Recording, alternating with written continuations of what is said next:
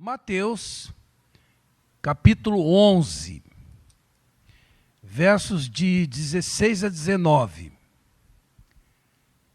Todos acharam? Amém?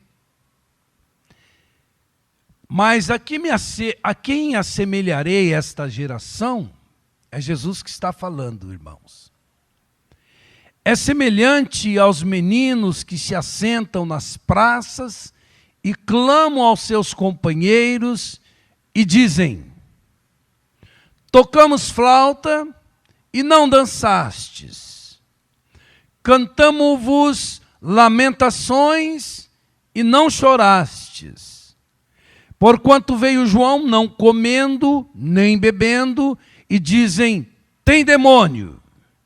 Veio o Filho do Homem comendo e bebendo, e dizem: eis aí um comilão e beberrão, amigo de publicanos e pecadores.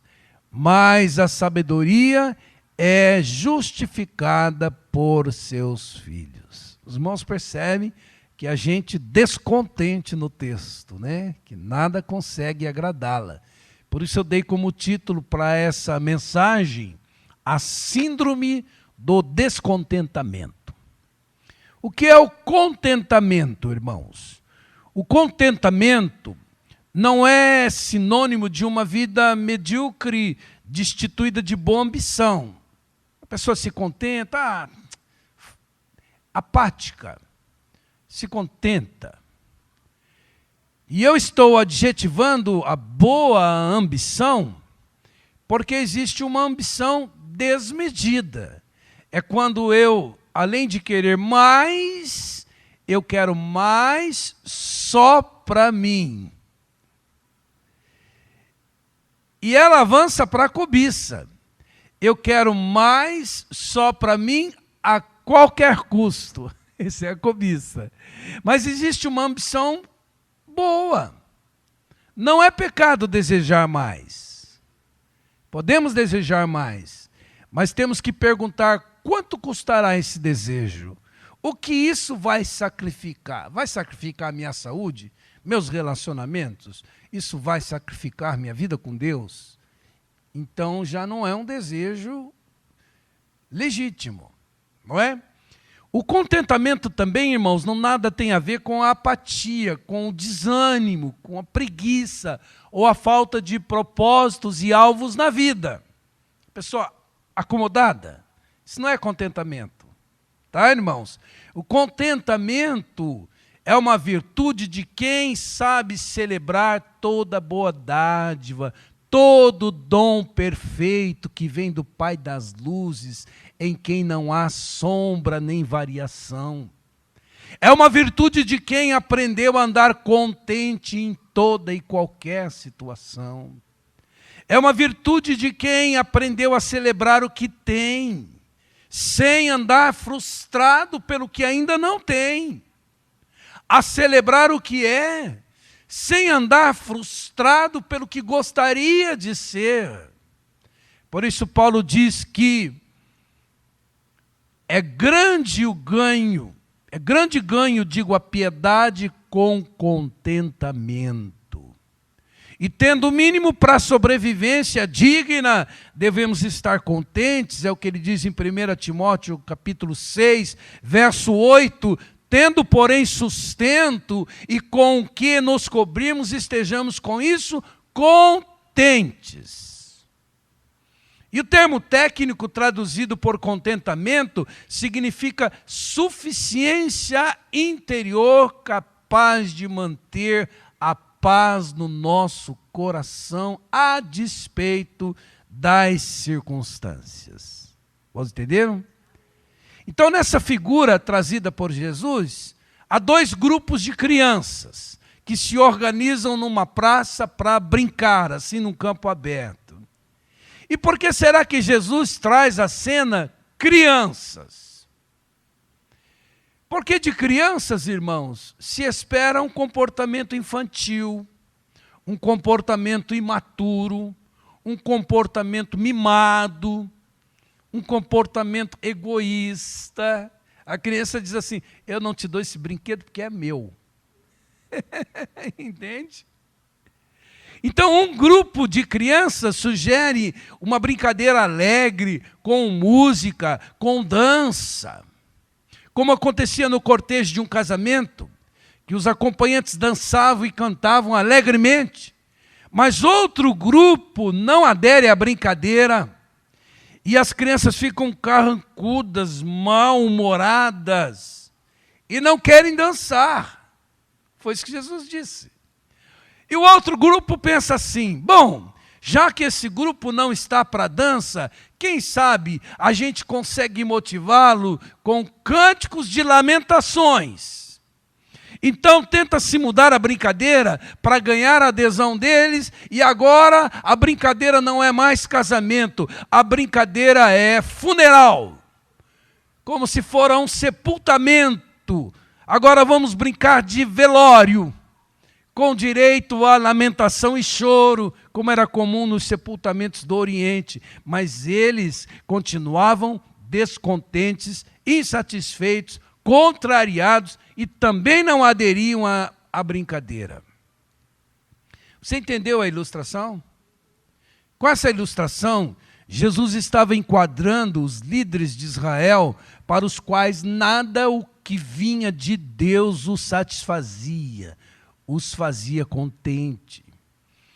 E aí Jesus segue dizendo, Deus ofereceu João, que não comia nem bebia, com a sua dieta frugal, mel e gafanhoto, ascético, abstinente, que se vestia de pele de animal, que não frequentava festas, e quem quisesse contato com ele precisaria ir lá para o deserto, e vocês dizem que ele é um endemoniado.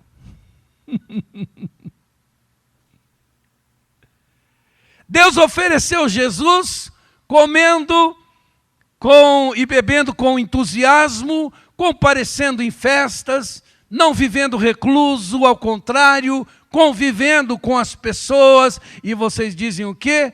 Ele é um comilão, um beberrão, amigo de publicanos e pecadores. E é como se Deus dissesse, de João a Jesus, eu dei tudo para vocês e vocês não gostaram de nada. Veio João, que os convidou para lamentar, prantear, chorar. Eles ficaram descontentes com ele. Veio Jesus, o Filho do Homem, que toca flauta, dança, e eles ficaram descontentes com ele. Ou seja, João vem e prega uma mensagem severa, porque vivia também de uma forma austera, e isso lhes causou descontentamento. E Jesus andou com o povo, se identificou com o povo, pregou a mensagem da salvação repleta de graça, e isso lhes causou descontentamento.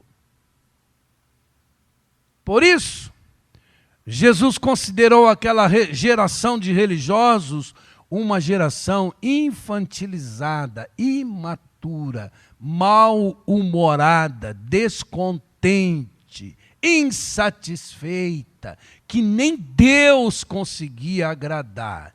De João a Jesus, nada lhes trazia contentamento. É isso que eu estou chamando de uma síndrome de descontentamento. Quando nada do que Deus faz é bastante bom. Nem Deus, nas suas visitações de quebrantamento ou alegria, consegue comover o povo. Porque qualquer manifestação de Deus encontrará da parte deles algum tipo de senão, de escusa para não se entregarem. Especialmente quando aquilo que vinha da parte de Deus não batia com o seu gosto pessoal, com as suas tradições, com as suas comodidades. Queridos, se não tomamos cuidado, nós podemos fazer parte, ou nos tornar parte, dessa geração infantilizada, dessa geração imatura, descontente, que não consegue se alegrar com coisa alguma, ou contentar-se, ou insatisfeita, que não consegue se satisfazer com nada, ou ingrata, porque nada do que lhe é oferecido é capaz de agradá-la, ou mal-humorada, quando nada consegue trazer satisfação e alegria. Então aqui trata-se de gente viciada no mau humor crônico. O descontente está sempre murmurando, desdenhando, criticando, porque o seu coração está mal resolvido e ele projeta isso para fora. E se nada está bem por dentro, nada fica bem por fora. Você entende? Amém, amados? Então, em primeiro lugar, eu quero dizer aos irmãos que essa síndrome do descontentamento tem sua gênese no Éden. E por causa dela, nossos pais foram expulsos do paraíso, exilados da presença de Deus. Gênesis 2, verso 16 diz que o Senhor Deus deu esta ordem aos nossos pais: de toda árvore do jardim comerás livremente, mas da árvore do conhecimento do bem e do mal não comerás, porque no dia em que dela comeres, certamente morrerás. Essa é a palavra de Deus. Mas qual é a palavra da serpente? A palavra da serpente é colocar em dúvida aquilo que Deus acabara de falar. Então a serpente afirmou no verso 4, vocês não morrerão coisa nenhuma. Deus disse isso porque Ele sabe que quando vocês comerem a fruta dessa árvore, os olhos de vocês vão abrir e vocês vão ser como Deus, conhecedores do bem e do mal. Os irmãos sabem o que essa personificação de Satanás estava querendo insinuar? 3 mentiras. A primeira, Deus não é confiável, Deus não falou a verdade. A segunda, o que está disponível no jardim não é suficiente para vocês. Terceiro, para que vocês sejam felizes mesmo, vocês precisam de mais do que aquilo que Deus ofereceu. E vocês, quer saber? Vocês podem ser iguais a Deus. Os irmãos percebem? Aí nasceu a síndrome do descontentamento. Em outras palavras, não confie em Deus. Corra sempre atrás de mais. E lute para ser cada vez mais o centro do universo. Seja Deus. Queridos, e essa mentalidade produziu gente que não consegue confiar em Deus, por isso não consegue obedecê-lo. Gente gente que nunca está satisfeita com nada, nem consegue celebrar o que é e o que tem. E por viver sempre frustrada em razão daquilo que gostaria de ter e ainda não tem, e gostaria de ser e ainda não é, tem uma vida de descontentamento. Vamos entender? Amém? E quais os prejuízos essa síndrome do descontentamento pode causar em nossa vida? Primeiro, pode comprometer o nosso relacionamento com Deus. Porque você há de convir que, quando o mau humor crônico, a ingratidão, o descontentamento tomam o lugar da ação de graças, da gratidão, do louvor, isso compromete a nossa relação com Deus. O aborrecimento da alma constitui um sintoma de desconforto com os desígnios de Deus e revela uma falta de confiança em Deus, bem como uma ingratidão. Hoje eu cheguei em casa e a minha sogra falou: ai, velhice é coisa triste, não. Ai, não sei o que, não sei o que. Eu falei: a senhora não está fazendo hemodiálise? Não está num leito de hospital, impedida de comer, de ir ao banheiro, de fazer suas necessidades. A senhora está caminhando, está em plena consciência, mora sozinha, tem autonomia, dá glória a Deus. É claro, depois de pregar uma mensagem dessa, eu chegar em casa, tem que encorajar alguém, né? Ai, mas eu gasto muito dinheiro com os remédios, mas eles mantêm sua vida. Para de tomar para ver. É assim que eu olho para o meu remédio. Está me abençoando. Entende? Por exemplo, irmãos, Deus fazia cair o maná do céu sobre o povo em peregrinação, mas eles acharam o cardápio repetitivo. Maná enjoa, é muito maná. Queriam carne. E Deus mandou tanta codorna que saiu codorna pelo nariz. Com saudades dos pepinos do Egito, dos alhos, das cebolas. E em razão dessas sucessivas queixas, irmãos, a ira de Deus se acendeu contra eles. É o que diz a palavra de Deus em Números 11. Queixou-se o povo da sua sorte aos ouvidos do Senhor, ouvindo-o o Senhor, acendeu-se a ira, e o fogo do Senhor ardeu entre eles e consumiu as extremidades do arraial. Irmãos, o espírito descontente provoca desprazer no Senhor. Uma pessoa descontente não carrega no espírito ações de graças, louvor, gratidão, só sabe murmurar.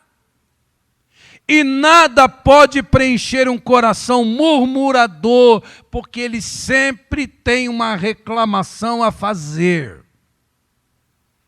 É por isso que diz a palavra de Deus, que as murmurações vossas não são contra nós, diz Arão e Moisés, e sim contra o Senhor. Aí disse Moisés a Arão, dize a toda a congregação dos filhos de Israel, chegai-vos à presença do Senhor, pois ele ouviu as murmurações. Chegar sabe para quê? Para ser disciplinado. Segundo lugar, amados, a síndrome do descontentamento gera uma disposição mental negativa que pode esvaziar a fé. A murmuração é a linguagem do descontentamento, como alguém já disse, a alma mal contente tem a boca mal falante. Vide novamente o povo de Deus em peregrinação. Deus fez tanta coisa por eles, mas eles estavam sempre descontentes e assim tentavam a Deus com as suas atitudes. Isso tem um nome, é ingratidão, que vem sempre na esteira da incredulidade, o que acabou trazendo juízo sobre aquela geração, e por causa da incredulidade não entraram na terra prometida. Olha que prejuízo, irmãos. É um grande prejuízo. Já a piedade com contentamento, o espírito de gratidão e louvor enriquecem o nosso coração, nosso relacionamento com Deus, porque revela a nossa confiança nele. A gente fala do enchei-vos do Espírito. Como? Falando entre vós com salmos, hinos, cânticos espirituais, dando sempre graças a Deus. É assim que a gente fica cheio do Espírito, amado. Começa assim no momento, na rua, no trânsito e tal, falando, Jesus, eu te amo, Deus, eu te amo, eu sou grato por tudo que o Senhor tem me dado. Você começa a ficar cheio do Espírito Santo. Começa a murmurar. Você começa a ficar oprimido. Murmuração é louvor para o diabo, porque é a queixa de Deus. Vamos entenderam? Então, terceiro lugar, a síndrome do descontentamento desgasta os relacionamentos. Irmãos, é muito difícil conviver com uma pessoa para quem nada satisfaz, nada é suficiente, nada faz contente. Isso gera muita frustração no outro, que pensa, Nada está bem para ela. Ela que eu digo é pessoa, tá? Não sei mais o que faço para agradá-la. Eu toco flauta, ela não dança. Eu choro, ela não pranteia. Ela não consegue se alegrar com os que se alegram, não consegue chorar com os que choram. E mais, irmãos, a ingratidão pontual até passa. Dá para relevar, não dá?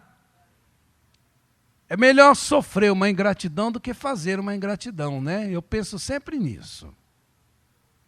Mas, irmãos, uma ingratidão recorrente, ninguém aguenta. E o descontente entristece o cônjuge, entristece os filhos, entristece os pais. Porque ele pensa assim, se o que faço não satisfaz nunca, talvez esse descontentamento seja em razão do que eu sou. O problema não é o que eu faço, mas o que eu sou. Aí vem minhoca na cabeça. Está entendendo? Matthew Henry diz, as pessoas que mais se queixam são aquelas que são mais motivo de queixa. Olha que coisa, é um ciclo retroalimentar da queixa. Enfim, o descontentamento, irmãos, torna o ambiente pesado com as suas queixas, seu pessimismo, sua ingratidão. Como é difícil sair de férias com uma pessoa descontente. Ela estraga suas férias. Nada está bom.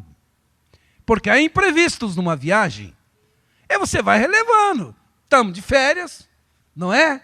Mas o descontente faz você voltar antes do tempo.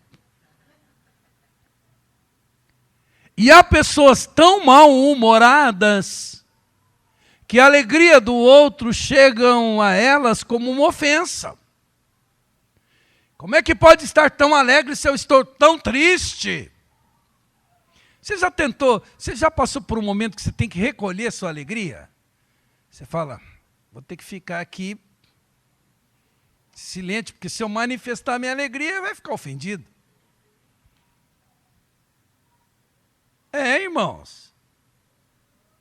É. Aqui na igreja eu já fiquei constrangido de contar a bênção. Para não entristecer os irmãos. Alguns, né? É, queridos. Então eu tinha que ficar contido, bebê. É testemunha disso. Eu fico quietinho. Aí vem o irmão desavisado. Mas Deus está fazendo. Eu falo, irmão. Menos. Isso não quer dizer que nós devemos levar tudo na brincadeira. Eu sou bem-humorado, eu gosto de brincar. Mas, às vezes, a brincadeira demasiada é um mecanismo para não revelar coisas profundas do ser. Então, a gente fica brincando o tempo todo. Mas também não significa que nós devemos levar tudo muito a sério. Precisa haver espaço para relevar uma coisa. Não, isso não é nada, deixa para lá. Espaço para um sorriso, para uma piadinha sem maldade, para uma palavra de gratidão. Se não, irmãos, aquilo que poderia ser uma brincadeira na praça, se torna numa permanente batalha campal. E o clima em casa fica muito ruim. Você vai ouvir, pare com essa flauta, porque eu não estou para dança. Aí você fala, tudo bem, então vamos lamentar. Pare com essa lamentação, porque eu não estou para choro. E aí, o que eu faço? Não é? Então, filhos, pais, cônjuges, vamos desenvolver uma vida de contentamento para que haja saúde nos nossos relacionamentos, leveza no nosso ambiente familiar, profissional ou comunitário. Já trabalhou com gente que só reclama? Misericórdia. Precisamos ter cuidado com a negatividade, irmãos, porque às vezes, até para contar coisas positivas, a pessoa é negativa. não consegue elogiar um sem depreciar o outro. Aí você vem com uma boa notícia, olha que sol lindo lá fora, fala, prenúncio de chuva.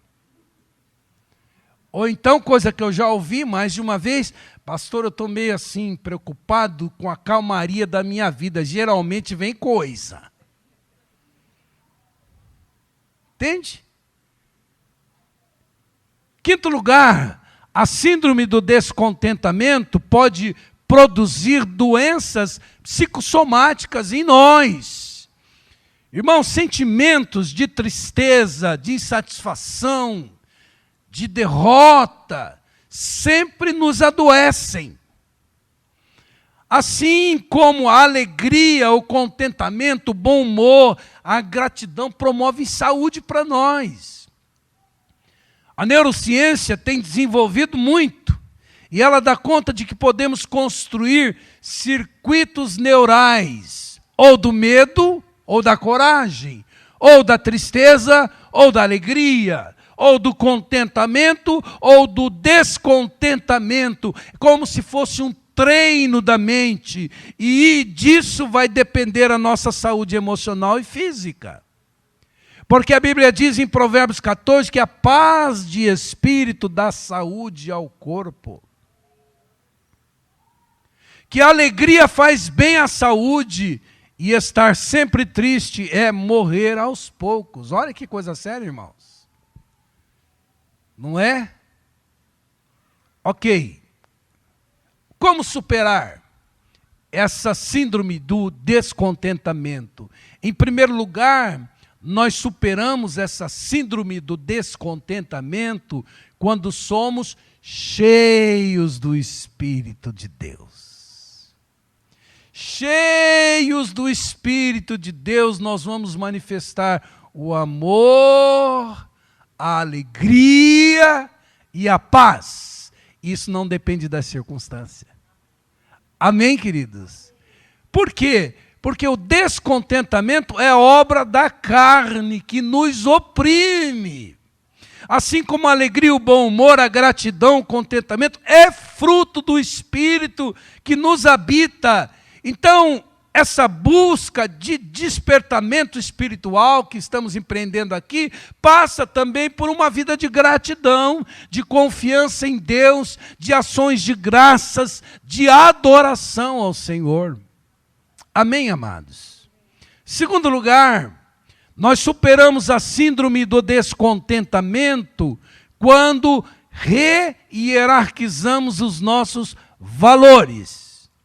Gosto muito de falar sobre valores, porque se você tiver os valores bem hierarquizados, você pode ser feliz.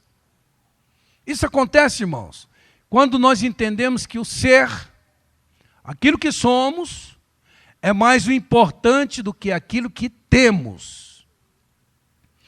Aliás, quando dois jovens vêm brigando por causa de uma herança, e eles estão com a comitiva de Jesus ali, e pedem a intervenção de Jesus sobre o caso, Jesus aproveita para ensinar o seguinte, em Lucas 12, então lhes recomendou, tende cuidado e guardai-vos de toda e qualquer avareza.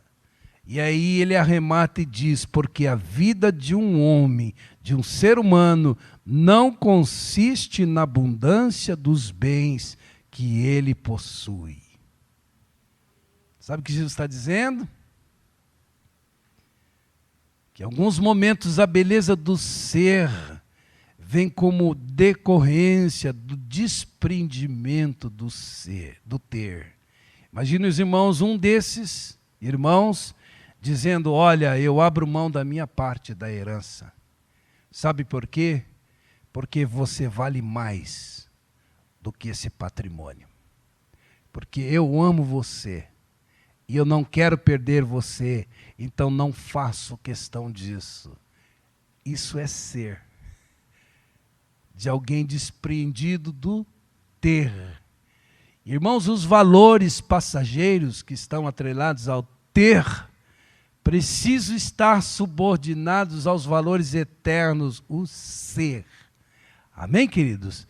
Por exemplo, você pode não ter um grande patrimônio, um salário milionário, uma casa grande, mas tem uma família bonita, tem um patrimônio de fé, tem qualidade de vida, tem integridade, tem paz no coração, serenidade no espírito, anda com a sua consciência tranquila, tem a sua vida embalada na esperança. Isso é ser. É uma pessoa alegre, bem-humorada, resolvida, em paz com a sua história, realizada, abençoada. Isso é uma riqueza, irmãos. Esber diz e declara que o verdadeiro contentamento vem da piedade no coração, não do dinheiro na mão. A felicidade não está no dinheiro, mas está em Deus. Paulo mandou Timóteo falar isso aos ricos da igreja. Então o propósito da vida não está no ter, mas no ser. E quando você começa essa construção do ser, você para de murmurar porque não tem. Amém, queridos? Terceiro, superamos a síndrome do descontentamento quando aprendemos a viver contente em toda e qualquer situação. E quando Paulo fala de contentamento, ele diz que isso é uma coisa que se aprende nas experiências da vida. Então, algumas experiências, inclusive díspares, que vão da fartura à penúria, da abundância à escassez, da honra à humilhação.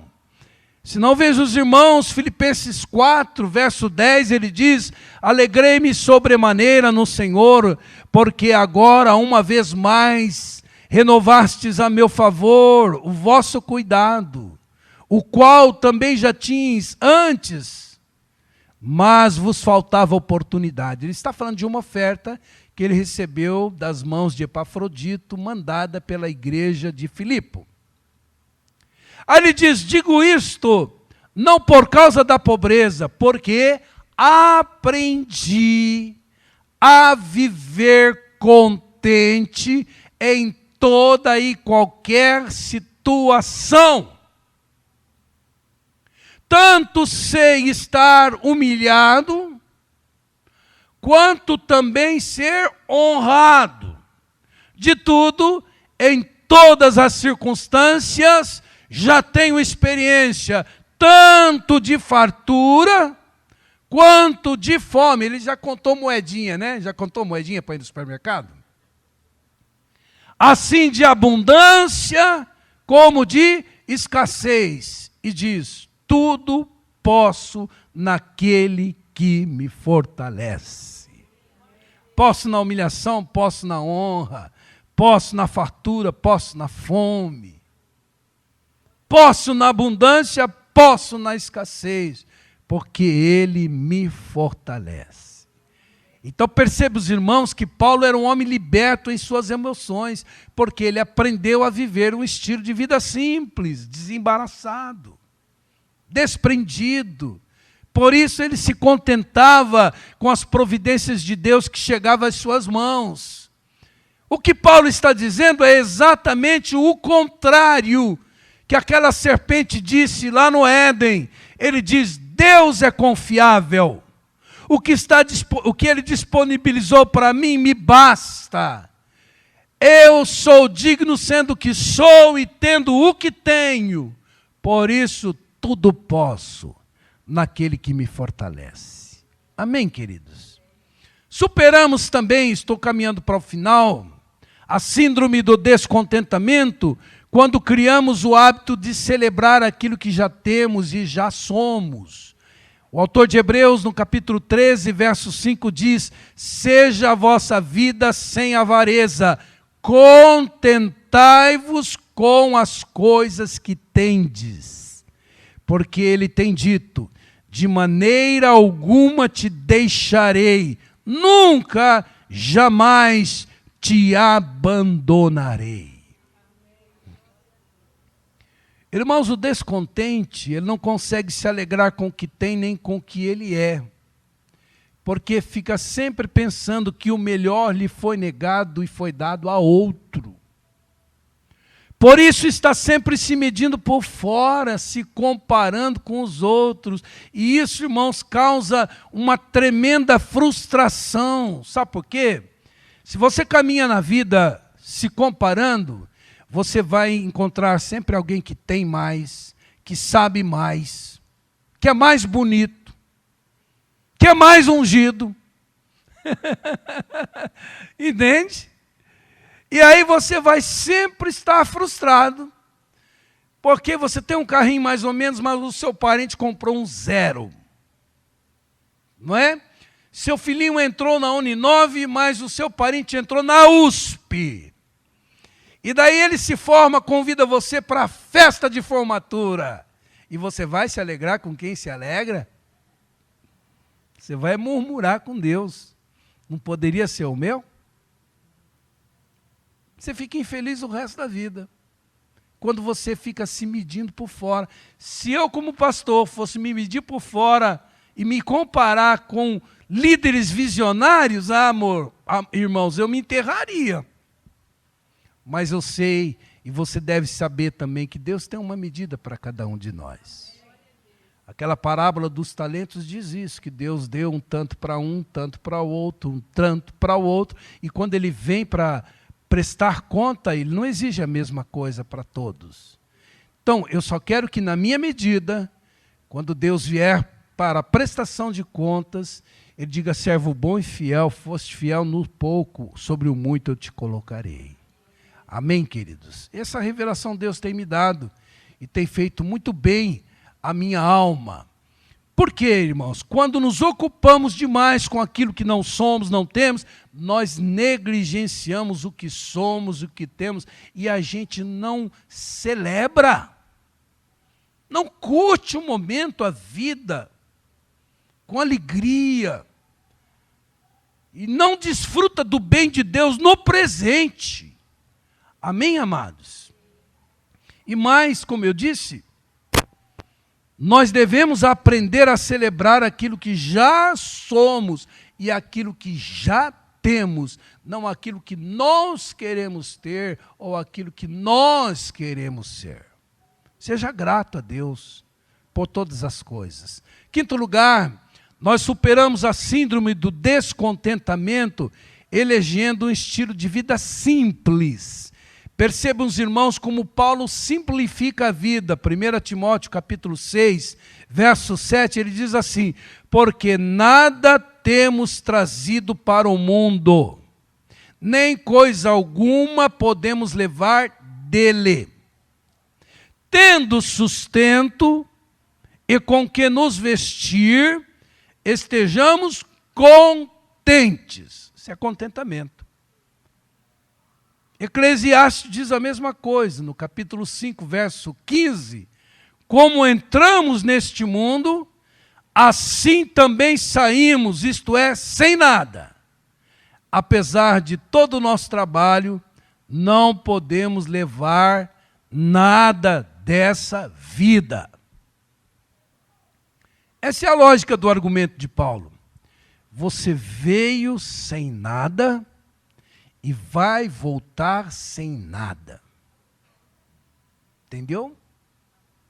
Porque quando estivermos vestidos de paletó de madeira, nada do que amealhamos na vida terá significado, terá importância. Eu não sei se você já visitou assim numa UTI, um paciente terminal muito rico.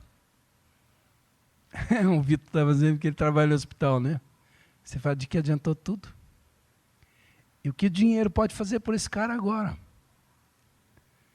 Nunca você vai ver alguém reclamando: eu devia ter trabalhado mais, eu devia ter ganho mais dinheiro. Não, não tem essa reclamação no leito de morte. Então, queridos, aliás, quando o primeiro bilionário do mundo, John Rockefeller, morreu, algumas pessoas perguntaram ao seu contador no cemitério: quanto o Dr. John deixou?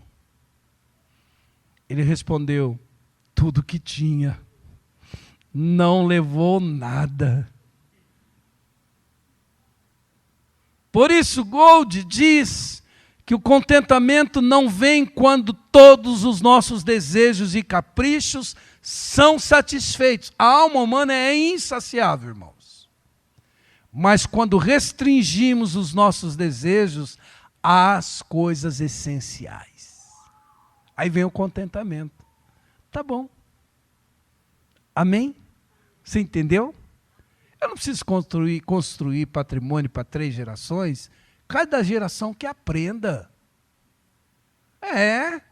Conquistar. Porque filhos que ganham tudo de mão beijada não valorizam, irmãos. Então a riqueza de um homem é diretamente proporcional ao número de coisas sem as quais ele é capaz de viver. Quanto você precisa para ser feliz? Essa é a pergunta. Porque eu nunca vi uma família unida em torno do dinheiro. As famílias que mais brigam são aquelas que mais têm. Família pobre ajuda, socorre. Porque o dinheiro não tem liga, irmãos. Muitas famílias vivem em pé de guerra por causa da distribuição da herança. A pessoa está lá no caixão, eles já estão trocando as chaves, as fechaduras, para que as coisas não sejam levadas por outros irmãos. Os pais trabalham desesperadamente para juntar dinheiro, não tem tempo para os filhos, depois morre o dinheiro que acumularam, torna-se motivo de briga, de contenda para os filhos. Irmãos, eu não estou dizendo que você não deva ter alvos financeiros, nem que deva estudar mais, fazer gestão de carreira, trabalhar mais, ser sábio na aplicação do dinheiro para melhorar sua condição de vida. Não, uma estabilidade econômica é uma bênção. Você dorme bem, você pode ajudar as pessoas, você pode investir na sua família, na educação dos filhos. É uma bênção, irmãos. Mas eu estou dizendo que a felicidade não está nas coisas, mas em Deus. Amém? Vamos ficar de pé.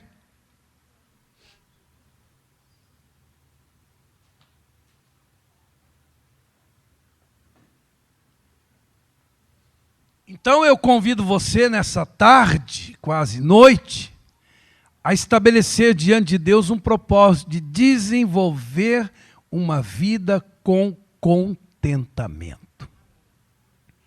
A celebrar tudo que de Deus você tem recebido. Amém, queridos? Eu desafio você nessa noite, nessa tarde ou quase noite, a desenvolver um espírito de gratidão a Deus e a todos que abençoam a sua vida. A melhorar o seu humor, a se contentar com quem você é. E a quebrar em sua vida essa síndrome do descontentamento, que não consegue confiar em Deus, que fica achando que o melhor lhe foi negado e que para ser feliz precisa mais,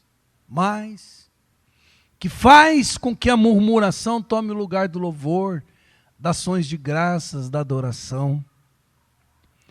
Eu também desafio você a surpreender seu cônjuge e as pessoas com as quais você convive. Surpreender, eu vou surpreender com espírito de gratidão, de contentamento. Eu vou parar de murmurar.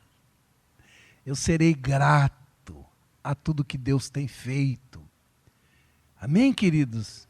Porque sabe que sucessivas e recorrentes queixas desanimam, né? Desanimam.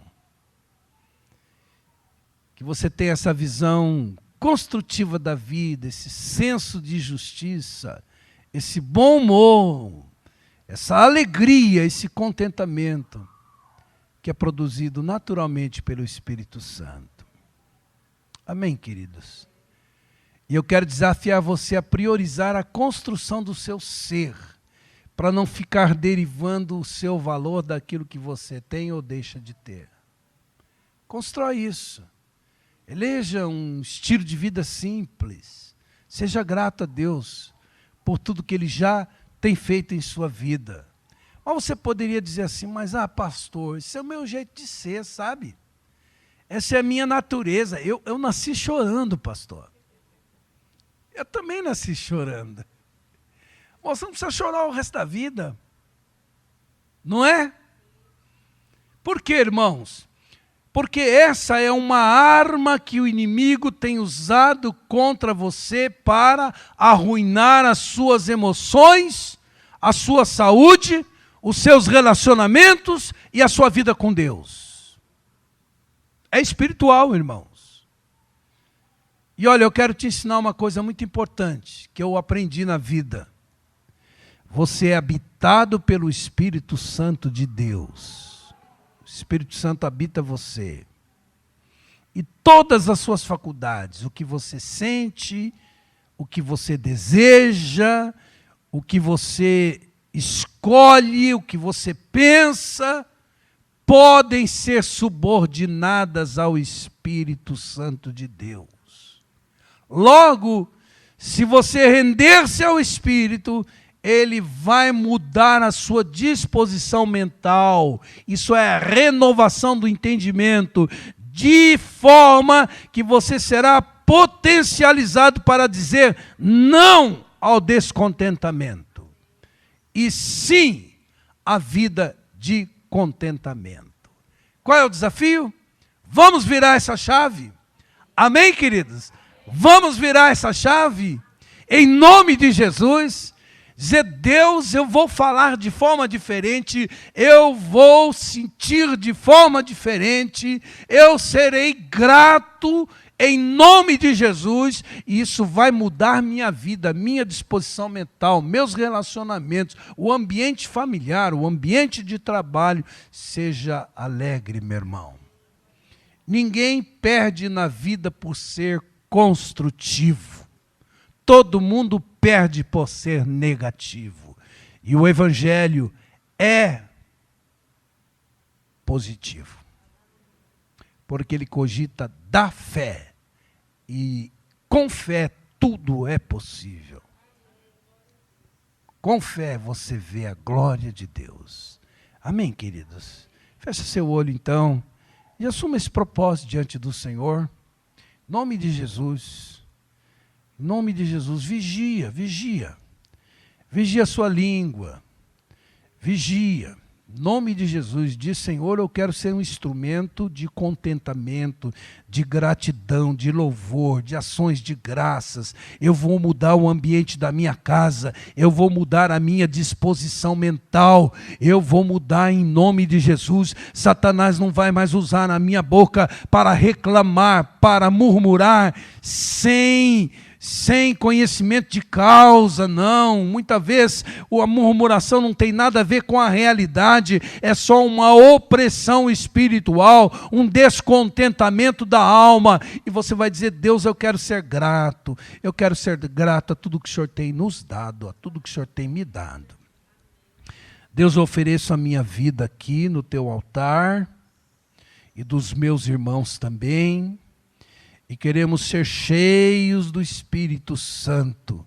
Queremos ser cheios da tua sabedoria. Queremos ser cheios da tua graça. Queremos que o Senhor encha o nosso coração de fé. E que revestidos do teu poder, ó Deus, o teu Espírito Santo gere em nós espírito de louvor, espírito de gratidão, a Deus, para reconhecer os feitos do Senhor em nosso favor, os feitos do Senhor através de pessoas que nos amam. Deus, queremos ser gratos pelo teto que nos cobre, pela roupa que vestimos, pelo pão que chega à nossa mesa, pela possibilidade, ó Deus, de entrar num supermercado, ó Deus, e fazer a nossa compra, fazer a nossa comida, pela paz que reina em nosso lar e em nosso coração. Quebra toda a murmuração e toda a queixa e todo o pessimismo e todo o derrotismo na nossa vida, essa disposição mental negativa Quebra em nome de Jesus, ó Pai, e que haja palavras de alegria, de gratidão em nossos lábios, e que isso, Senhor, nos faça cheios do Espírito Santo, melhore os nossos relacionamentos e traga leveza ao nosso ambiente familiar, de trabalho e comunitário. Seja assim, em nome de Jesus. E que a graça do Senhor Jesus Cristo, o amor de Deus, o Pai, e as consolações do Espírito Santo sejam com a sua vida, hoje e sempre. Amém. E tenha uma semana abençoada, em nome de Jesus.